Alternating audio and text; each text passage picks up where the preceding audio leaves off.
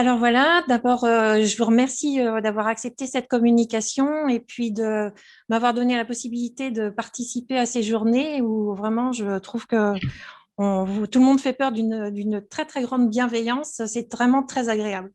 Alors moi, je suis Sylvie Gros, je suis maître de conférence en didactique des mathématiques à l'INSPE à Nantes, donc dans l'ouest de la France. Et je vais vous parler de la formation continue des enseignants en mathématiques et en particulier d'un projet de recherche sur différents modes de compagnonnage au premier et au second degré. Alors, dans cette présentation, je vais d'abord vous faire un état des lieux de la formation continue en France en mathématiques, et puis on va mettre en évidence des besoins de formation. On présentera ensuite trois dispositifs que je souhaite analyser dans le cadre de ma recherche. Et je vais présenter un cadre qui est le cadre de l'apprentissage par problématisation et un outil d'analyse, ainsi qu'une petite analyse exploratoire qui permet de tester la méthodologie. Enfin, on essaiera de préciser les résultats qui sont attendus de la recherche et je vous propose de discuter sur la comparaison entre les dispositifs de formation entre nos institutions, mais aussi sur la méthodologie que je vais vous présenter.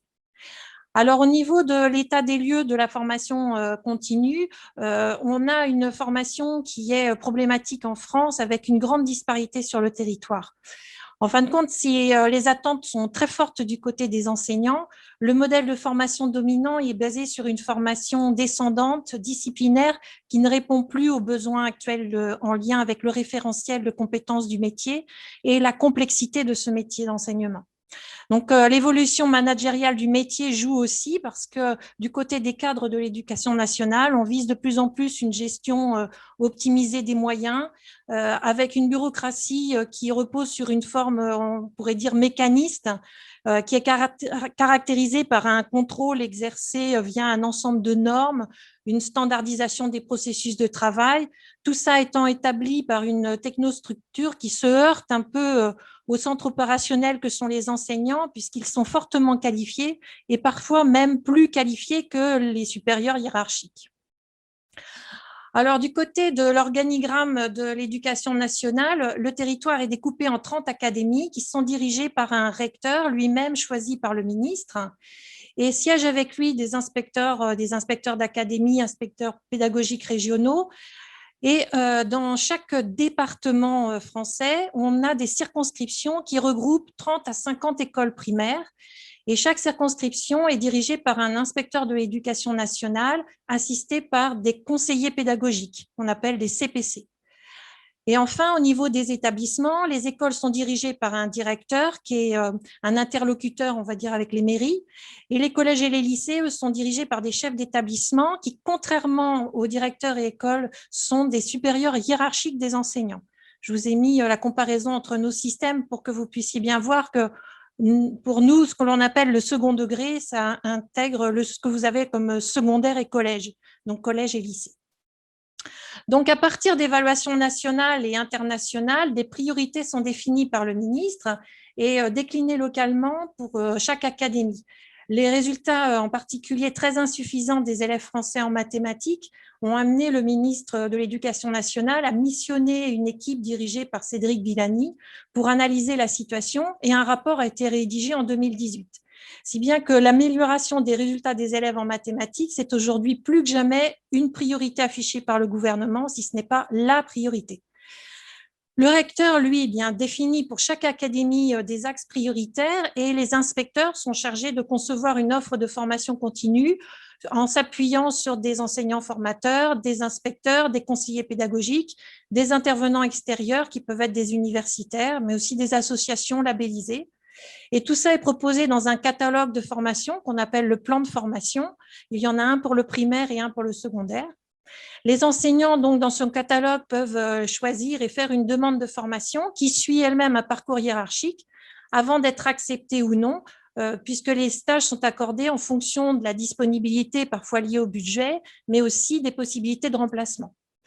À ça s'ajoutent dans le premier degré des journées pédagogiques qui sont des formations organisées par la circonscription. Ça concerne 18 heures par an et qui, elles, sont inscrites vraiment dans les obligations de service des enseignants. Ces animations donc, sont organisées principalement le mercredi après-midi et sont animées par des conseillers pédagogiques ou des intervenants extérieurs. On a aussi du côté des lycées et collèges des formations de proximité qui peuvent être sollicitées suivant le contexte par le chef d'établissement. Donc, on voit que la formation continue est assez inégale suivant les enseignants, puisque finalement, si on s'inscrit à des stages, on peut bénéficier d'un certain nombre de jours, mais on peut très bien aussi ne pas participer, si bien qu'en moyenne, on est entre 3 et 4 jours par an de formation continue. Mais par ailleurs, il y a un gros écart aussi dans les modalités de formation.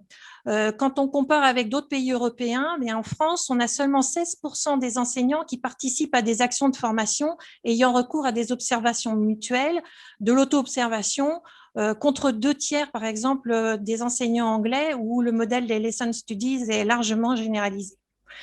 De même, les enseignants français consacrent 1 heure de moins au travail d'équipe que la plupart des autres pays européens et ils sont très peu accompagnés par des collègues expérimentés. Donc, on voit bien ici que cette organisation pyramidale de la formation ne favorise pas le travail d'équipe. Et en plus, la dernière enquête internationale Thalys de 2018 révèle que 40% des professeurs des écoles, par exemple, estiment que la formation qu'ils ont suivie n'a pas eu d'impact positif sur leur manière d'enseigner. Alors, quels sont les besoins de formation? Eh bien, le Centre national d'études du système scolaire, le CNESCO, a publié un certain nombre de recommandations et pour ces recommandations, il se base sur un état des lieux scientifique, des comparaisons internationales des systèmes scolaires et certaines ont retenu notre attention. Ça va être très en lien avec ce qu'on vient justement de dire dans l'atelier, c'est-à-dire la nécessité de dédier du temps à la formation, de prendre en compte les besoins des enseignants, de construire un cadre de formation collective plus motivant par la création de communautés apprenantes, d'adosser la formation à la recherche pour soutenir des communautés apprenantes et de développer des projets de recherche d'équipes mixtes de chercheurs et de praticiens. Alors, ces préconisations elles viennent en écho avec les 21 mesures pour l'enseignement des mathématiques issues du rapport Villani-Torossian de 2018. Une première proposition est de s'intéresser prioritairement au premier degré, parce que l'enseignement des mathématiques est considéré comme cumulatif. Donc, il s'agit de réformer d'abord les choses à la base et puis après, année après année, poursuivre le travail. Et il est recommandé en particulier de favoriser un développement professionnel entre pairs et en équipe et de nommer donc des conseillers comme les CPC, mais plus spécifiques, qui seraient des référents mathématiques de circonscription, RMC. Un deuxième aspect est lié à l'enseignement des mathématiques qui, en France, reste souvent abstrait et théorique. Donc, la place de la manipulation, les outils numériques, l'expérimentation, tout ça, c'est très insuffisant, alors même que les traces écrites qui sont faites ne permettent pas toujours la formalisation structurée des connaissances. Donc, il est important de motiver l'apprentissage par un développement d'une culture mathématique, par exemple les jeux intelligents, l'interdisciplinarité, l'actualité, etc. D'où la proposition de créer des labos maths dans les collèges et les lycées. Et enfin, un domaine des mathématiques est particulièrement ciblé, c'est celui des nombres et calculs. Alors, est-ce que ça rencontre vraiment les besoins des enseignants? Eh bien, d'abord, au niveau de la formation initiale, le concours, jusqu'à aujourd'hui, portait essentiellement sur des savoirs académiques et il se passait au niveau du Master 1, première année. Si bien que la formation professionnelle, elle intervenait principalement sur la seconde année. Mais les étudiants sont alors aussi stagiaires à mi-temps et responsables d'une classe. Et donc, ils sont happés par la gestion de classe, le quotidien, comme on l'a vu d'ailleurs tout de suite dans l'atelier. Si bien que toutes ces préoccupations prennent le pas sur les besoins de formation en didactique. Par ailleurs, les professeurs des écoles au premier degré sont issus de filières scientifiques, enfin très largement, ils ne sont pas issus de filières scientifiques. On n'en a que 20% qui sont dans des domaines scientifiques. Si bien que la formation initiale, eh bien, elle peine en si peu de temps à compenser d'une part le manque d'aisance dans la discipline, voire leur désamour des mathématiques. En plus, l'entrée dans le métier est souvent complexe pour les jeunes enseignants puisqu'ils sont envoyés surtout dans le second degré, dans des quartiers où ils vont être confrontés à des milieux qui sont très éloignés de leur milieu d'origine, si bien qu'une des priorités reste la gestion de classe. Enfin, les enseignants français travaillent souvent seuls, on l'a vu. Le travail d'équipe n'est pas toujours facilité. Les rencontres avec les inspecteurs, qui devraient être des conseillers, sont essentiellement vécues comme des moments d'évaluation ou d'injonction institutionnelle, si bien qu'il y a peu de demandes de besoins de formation en mathématiques et très peu d'occasions de réflexion collective sur les pratiques pour apporter d'autres besoins. Alors même que ce sont les deux axes principaux du plan de formation qui cherchent à se mettre en place. Un autre aspect aussi qui est spécifique en France, c'est qu'on a une proportion assez importante d'enseignants qui sont en fin de compte des enfants d'enseignants. Donc on a une sorte de reproduction des représentations du métier. Alors, à partir de ça, moi, j'ai essayé de repérer des terrains de recherche et j'en ai identifié 3 qui visent une mise en œuvre des différentes recommandations qu'on a vues plus haut.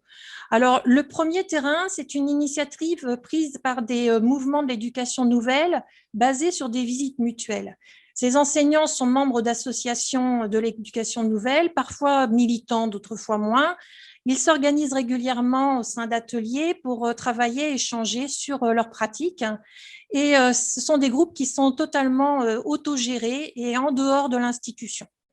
Le second terrain sur lequel je voudrais faire ma recherche est un laboratoire de mathématiques dans un collège.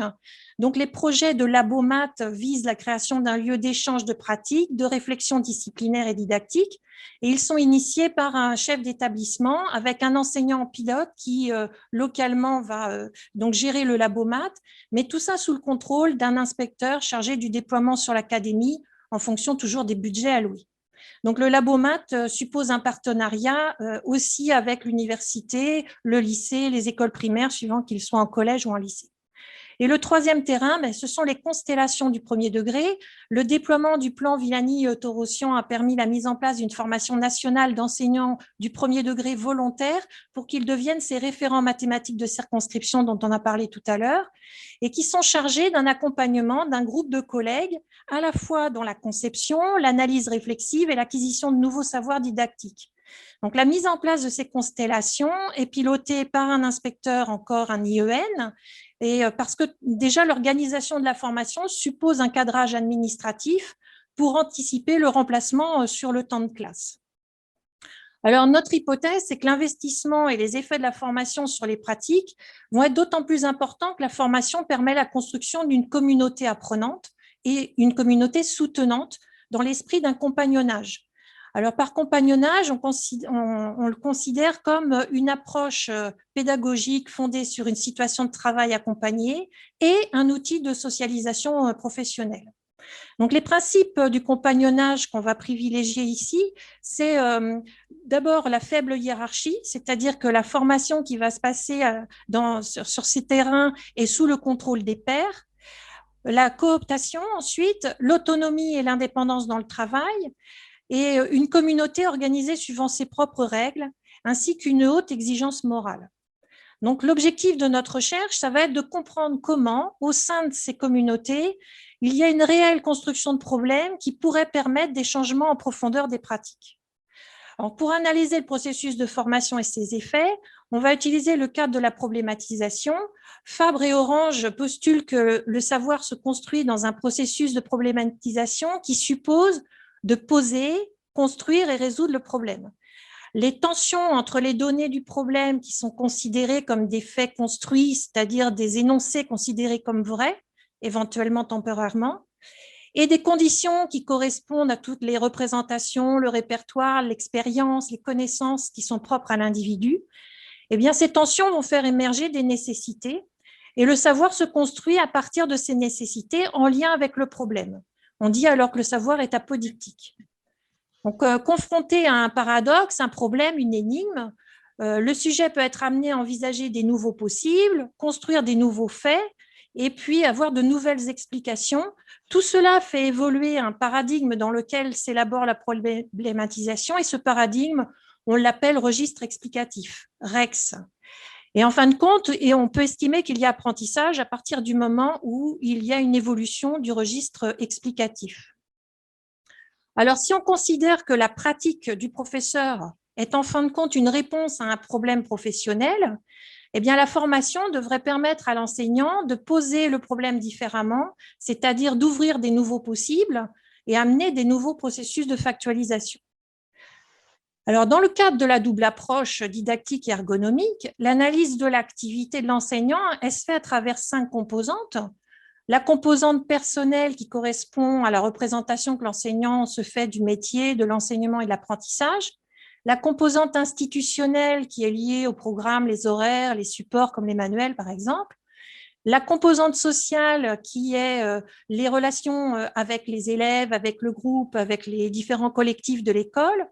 Ces 3 composantes étant liées à la professionnalisation d'un point de vue métier, et 2 autres composantes, celle médiative qui joue sur le choix des organisations, des déroulements, des outils, et la composante cognitive qui concerne les choix de contenu, les énoncés, les consignes, l'ordre dans lequel les notions sont abordées. Ces 2 dernières composantes sont associées plutôt à une facette didactique du métier. Si bien que si on croise ces composantes avec notre cadre de la problématisation, eh bien, on va pouvoir analyser la pratique de l'enseignant en essayant de voir quelles sont les composantes dominantes qui vont intervenir dans la façon dont l'enseignant va poser le problème, construire des faits, en nier d'autres, oublier certains éléments. Et à partir des nécessités qui seront mises en évidence, on pourra alors caractériser un certain style et peut-être mieux comprendre comment ce style peut évoluer et donc accompagner des projets pour essayer de voir comment ces styles évoluent.